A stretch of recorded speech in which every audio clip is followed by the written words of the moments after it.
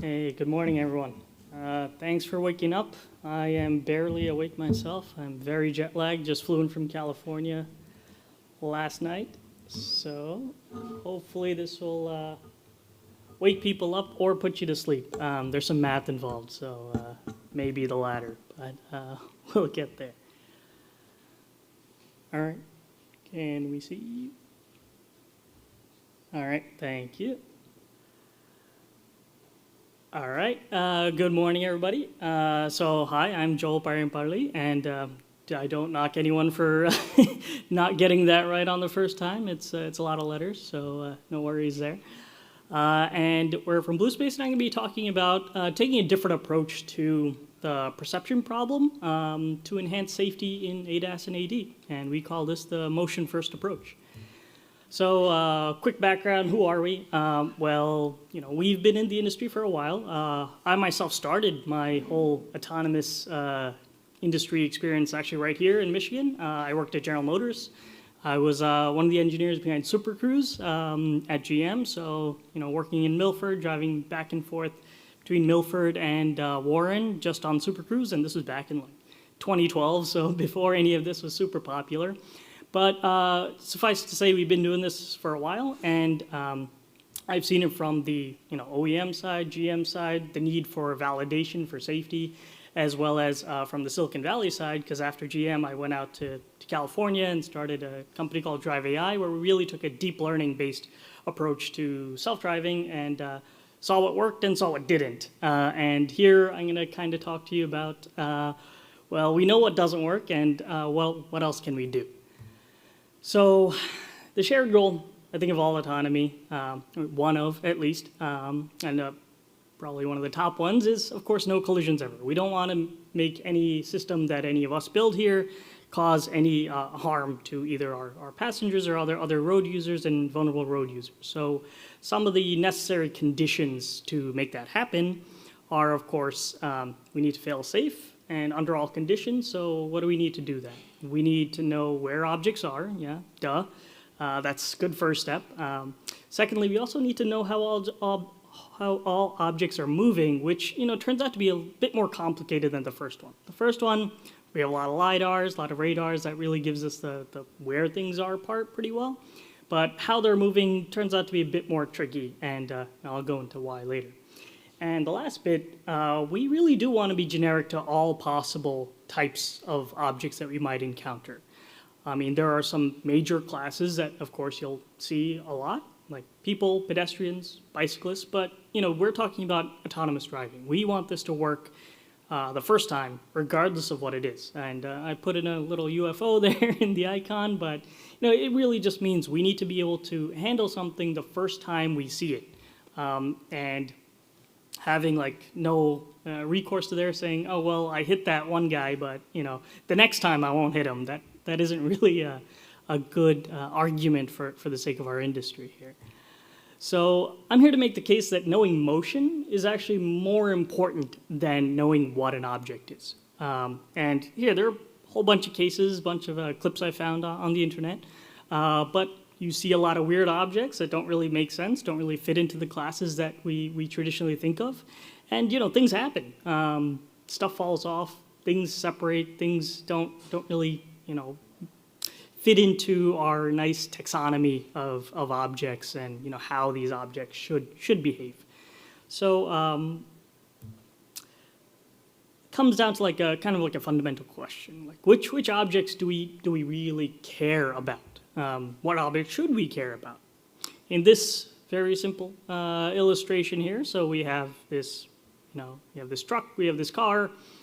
How many objects are there? Is it just one big red object, so we care about the whole thing as a whole? I mean, that kind of makes sense. Why care about the car being, towed by this other thing? Should we care about the truck and the car separately?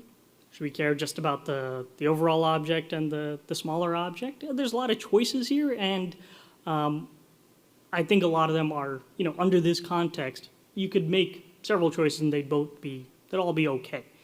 But maybe there's a more important or better question that we can actually be asking. And that is, which motions do we care about? On the left-hand circumstance, the truck and the car are moving together. So there's one motion. So it kind of makes sense. We can treat it as one.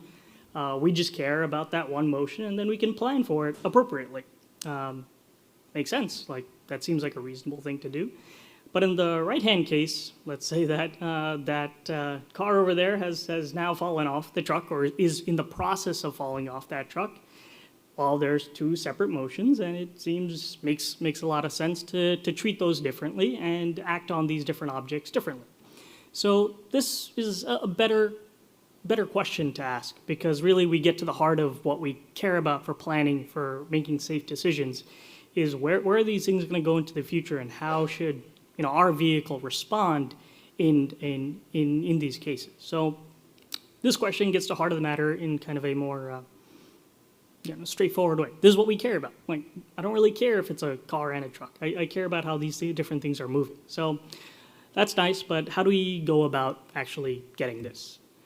So the typical method of solving for motion, I'm sure everybody's familiar here with that, as a bunch of ADAS engineers. First, we, segment the object in our sensor data. If that's a bunch of cameras, here's the bounding box. These are the pixels of the object I care about. If it's a LiDAR point cloud, these are the points that correspond to that object, and so on.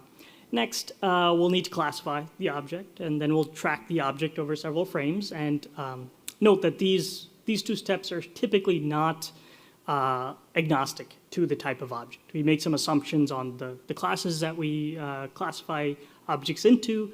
We make some assumptions about motion models that these objects follow, so we can track them appropriately. And finally, we get to our core value that we cared about, which means estimating the actual motion. What about, can we do this differently? Can we think about this differently? Well, how we propose to do it is, let's flip it around. Let's start from motion first. Let's estimate the motion and segment the objects together. Let's treat this as like a joint optimization problem together. And in this way, we're locating where the objects are. That's a segmentation. We're estimating the motion as part of that process. And we didn't make any assumptions about what an object is, like what its class is, or how it should be moving. Agnostic to different types and different objects that you've seen for the first time. That's nice in practice. How do we actually do this? Well, first we start off with 4D measurements, and apologize for throwing a bunch of equations at you, but I'm a nerd at heart, and I appreciate the specificity equations give you. So here I'm going to start with the one fundamental prerequisite here is that we're going to start with 4D measurements. So all this talk that we've had over the past 20 years about 3D LiDARs and all this great, well, let's toss that aside and look to the future. What's coming out in the past year or so? Like, we have FMCW LiDARs and we have imaging radars, and this provides 4D measurements. And what that means is, X, Y, Z, and Doppler. So let's say an object, is generally described in, 9 dimensions. It has its position, its velocity, and its rotational velocity, right? And we can take a bunch of sample points on this object, and that's where that math comes in, where we have a bunch of sample points. They're offset from the object position by some vector, say q, and then each sample, of course, has its own velocity that's dependent on the object's linear velocity and the object's rotational velocity as well. So we have this 6 vector of the positions and velocities. However, our measurements don't actually capture all of that, right? We have these 4D sensors, but we don't have magic. We only have, physics. We have the Doppler effect, which will give us the position just like your typical 3D sensors give you.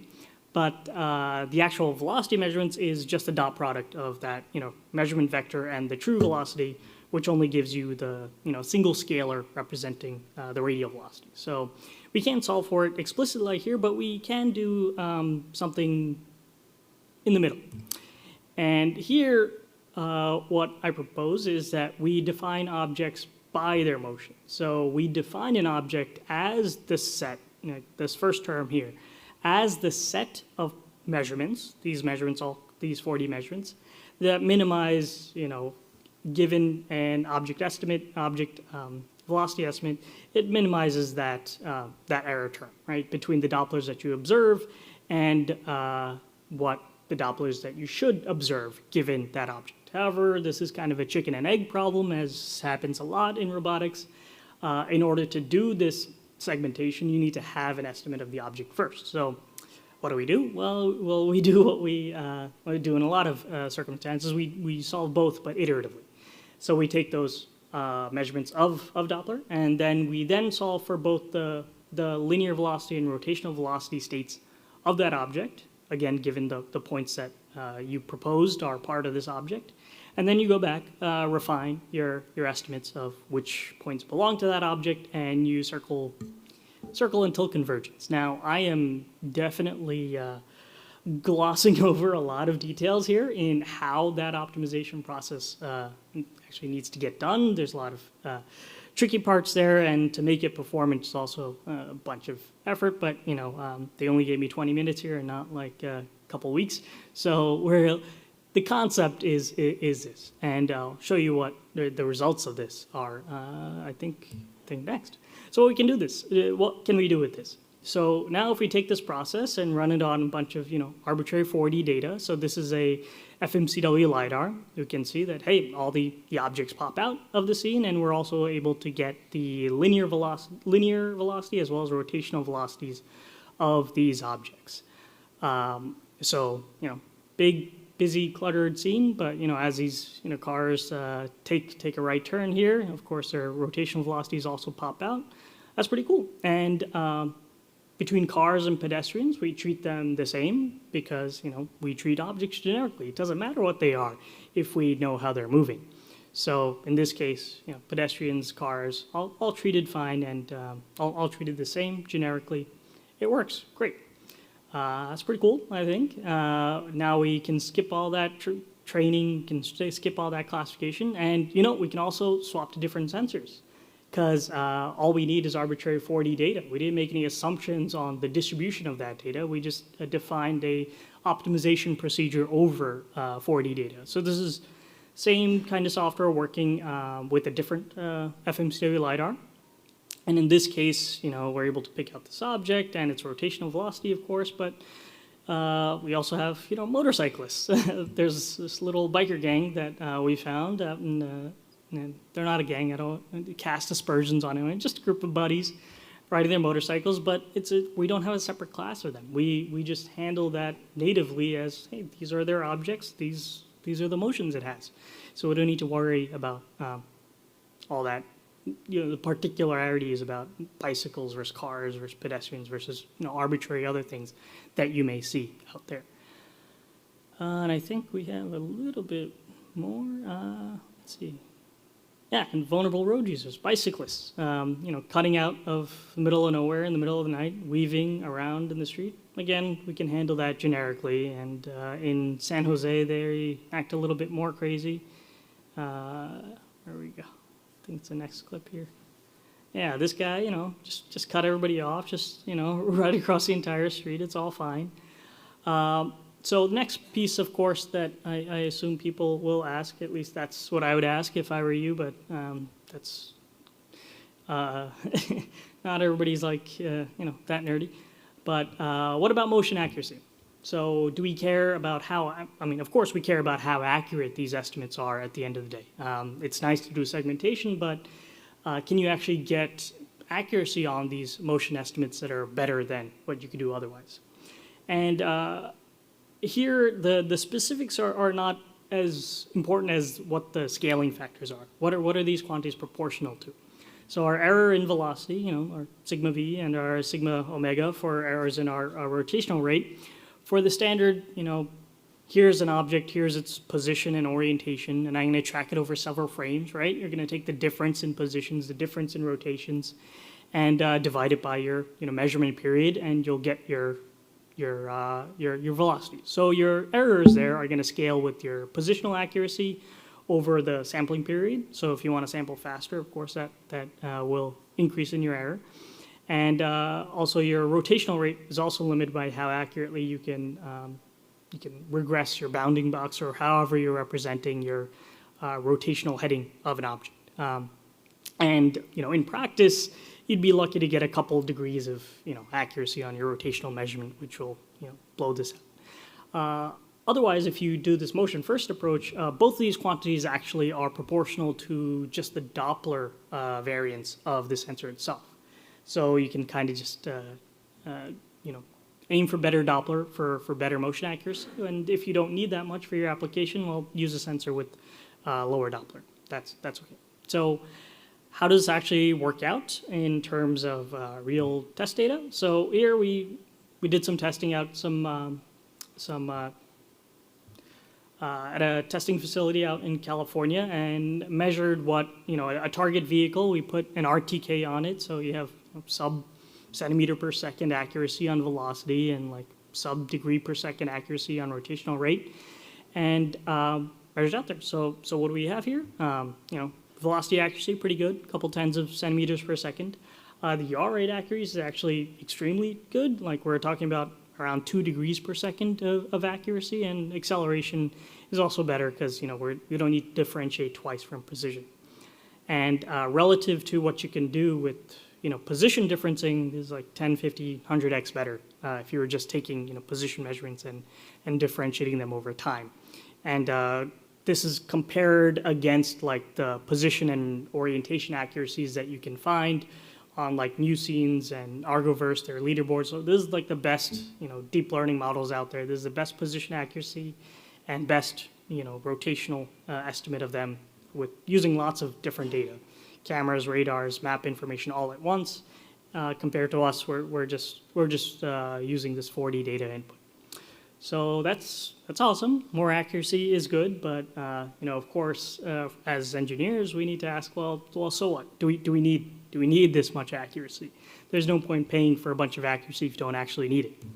So also, yes, the 4D sensor provides the radial velocity, but we need to recover the rest, the lateral velocities or yaw rates, the accelerations, and that's really what the software is targeted at doing. So what can we do with the enhanced accuracy? And this is, actually, because I have my laptop out here, I can do this a little bit more interactively. All right, here, we got a nice little graph here. So in this situation, just an example situation, one of potentially many that you'll run into on the roads. Here, this red car is coming towards us. We're the blue car, of course, BlueSpace. Makes it easy to select our themes. The red car is going to cut you off because, of course he would. And you'll notice that as the behavior, the actual motion of that red car begins, like up until this point, he's just going straight. There's no difference. But at t equals 0 here, the red car begins turning. And I think the key thing to really focus on is not really where it is, but what starts changing first. And in this case, and all vehicles, the yaw rate actually begins changing much more quickly than the heading angle or the lateral position or the lateral velocities of those the actual object. So what that means is we have this signal, this motion signal of this object. That's actually a leading indicator relative to where it actually is or where it's actually pointing. And with this leading indicator, if we can actually tell within what is that, like 7 degrees per second, if we can tell that is actually happening, then we can react to the situation earlier, sooner than when that car is actually in your way, which is how typical AEB systems probably work right now or used to work in the recent past.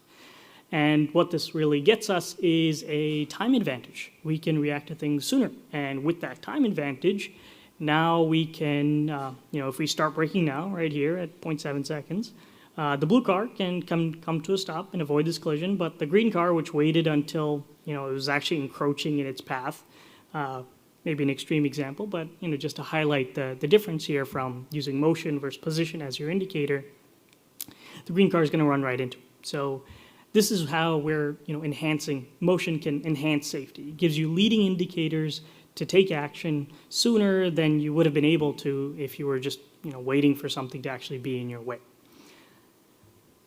All right, we can, oh, and actually, does this exist? It'd be nice if we can get this level of fidelity, but can we actually get there? Well, we collect some real data with, an actual vehicle, and that's how the situation was kind of brought up. And yes, we can. Like that, these small changes in yaw rate are actually measurable through this method. And therefore, we can actually use it as an actual control signal to take, real action. All right, let's switch back to boring presentation slides. All right. So now, here's what you can do with it. This is a, oh man, I can't pause it. This is a simulation that we have. So this is actually a simulated environment. We have simulated LiDAR, and we have this large truck that's approaching us. We have our vehicle here in blue, of course, and the perception is running online, and a planner is also running online that'll make a decision on whether it needs to stop or not. And I hate Keynote. Anyway, here we go. So here, we're just driving here, and then suddenly, hey, this red car, of course he's red, comes out of nowhere, comes from behind that vehicle and cuts us off. And really at the, dang it, sorry about that. How does this work? There we go. Really at this initial point where it's very first visible, you can barely see a sliver of that vehicle. You don't see the whole thing. You can't even identify that, hey, here's the orientation angle of that object. But because we took that motion first approach, we're just using that, the raw points that are coming out of here to solve for that motion. We already know that it's turning. And therefore, we can take an action like right now and begin braking. And therefore, we're able to avoid this collision where, if you had waited to actually fully see the vehicle or fully wait until it's in your path, you would have crashed into it. So that's what we can do with it, and that's how we can enhance safety in either ADAS or AD. So that's all cool, but what else? There's actually some side benefits to this whole process, and that is about removing external dependencies. So for any system, the more dependencies you have, the more connections, the more fragile it's going to be. It's going to be a lot easier to make make a functional safety case if you can eliminate dependencies, if you can remove the ASIL level, you can reduce the ASIL level that components of your system have. So with this, we don't need training. We're not training on specific data where it's an optimization procedure over arbitrary 4D data. So it doesn't matter if it's coming from a LiDAR, an imaging radar, FM stereo LiDAR, brand A versus brand B, whatever works for your application, it's fine. And if you encounter something new, let's say you developed your system here in Detroit, but then want to deploy it like in India, for example. There's a lot of those, tuk-tuks. They look different. You haven't seen any of those in your training data, but the same procedure will work. So it doesn't matter. You can go to new geographies. Another thing, you don't need to impose strong motion priors on objects based on map information. So a lot of AV companies, they'll use here. I think it's a car. I think it's on my lane here in this map, and this lane is pointed in this direction. So this is the direction it has to go. And that imposes a lot of priors, makes it easy, but then makes it now it's a safety critical component of your system. Your HD map is a safety critical component. Your localization is a safety critical component, and that's a lot of complexity there. I've been through that process once, and yeah, a lot of things add up once all parts of your system are intimately connected like that. And another side benefit here is reduced compute. There's not some giant GPU doing inference on this. Because we know what to look for, this can be deployed on normal ARM embedded CPUs. So a lot lower compute and cheaper. And again, because there's no prior assumptions on anything, you can put it on whatever application you have, whether that be robotaxis, trucking, delivery, off-road. You're not making any assumptions about the environment or the object, so you can use it wherever. We have something that is actually scalable and generic. And that's all I have. So thanks, guys, and thanks for waking up. I really appreciate everybody coming out here.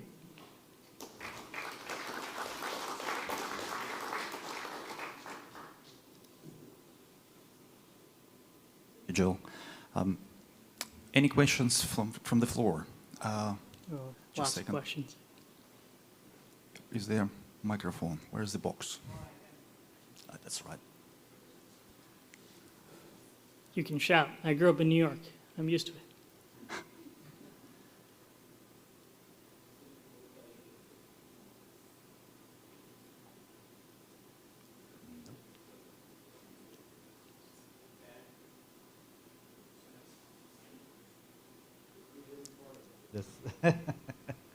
So, okay, I think it's on. I'm Partha Goswami from GM. So I have a question about your last slide, which says no training, no AI, etc., and no HD maps. But I think you also mentioned that you need the HD maps or whatever, other maps for localization and other functions. So you can't necessarily get rid of the maps, but for this function, you don't necessarily need the maps. I hope that's what you meant.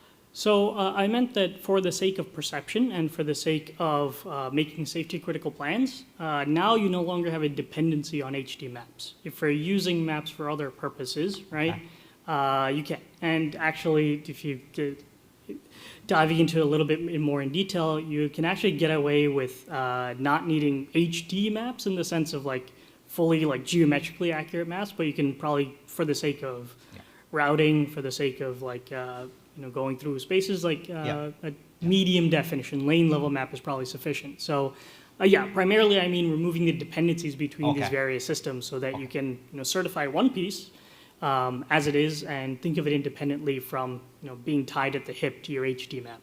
Gotcha. Okay. Thank you. I'm the guy that put in HD maps into Super Cruise, so I know some of the challenges there. And I agree that you don't need HD maps all the time. The question is over there. Could you pass it on? Sure. Well, I'll just project. Oh, okay. Question, I guess, with that vehicle that was coming up from behind the truck, how many points from your FMCW LiDAR or other sensing system have to fall on that vehicle before you can make that accurate Doppler assessment? So one of the good parts here is that you can quantify what the accuracy is, regardless of what the number of points are, right? So you get a real number. Like if I have 2 points, I can give you here's what the accuracy is given those two measurements. And then you can trade off like how certain you want to be about that object and its motion before you make a decision on it. But the key thing here is that these uncertainties are quantified rigorously based on what's observed and the intrinsic parameters of the sensor, like the Doppler variance and so on.